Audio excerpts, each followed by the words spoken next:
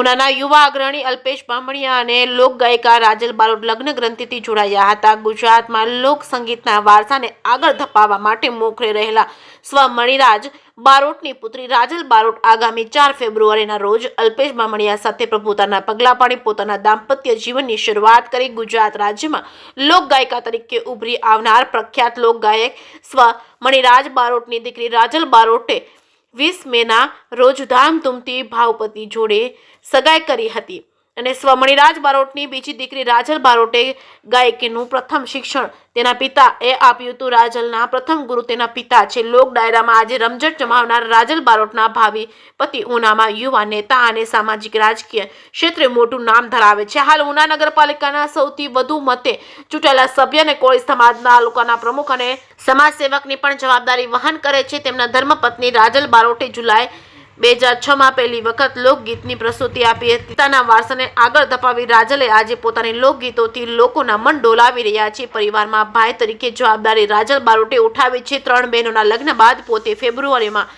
7 ફેરા ફરી પોતાના સાસરે ઉના આવી પહોંચ્યા હતા। અગાઉ બહેન મેગલના લગ્નમાં કન્યાદાન કરી નવો ચીલો ચાતર્યો હતો। માતા પિતાને છત્રછાયા ગુમાવનાર રાજલે એકલ પંથે બહેનોને મોટી કરી અને સાસરે વળાવી છે। ભાઈ ન હોવાથી વર્ષોથી તેની બહેનોને રાજલને રાખડી બાંધે છે। સાથે ઉનાના રાજકીય અને સામાજિક અગ્રણી કાનજીભાઈ ભગવાનભાઈ દ્વારા પણ પોતાના લાડકવાયા દીકરા અલ્પેશના લગ્ન સાદાઈથી કરી સમાજને નવી પ્રેરણા પૂરી પાડી નવી શરૂઆત કરી। સમયના સાથે ખોટા વરઘોડા જેવા જાજરમાન ખર્ચાથી બચાવવા સમાજને ઉત્કૃષ્ટ ઉદાહરણ પૂરું પાડ્યું છે। સાદગીથી લગ્ન પૂર્ણ કરી ઉના આવી પહોંચ્યા હતા। લગ્નમાં અનામી કલાકારોનો ઉદ્યોગપતિઓ તેમજ રાજકીય લોકોનો જમાવડો જોવા મળ્યો છે।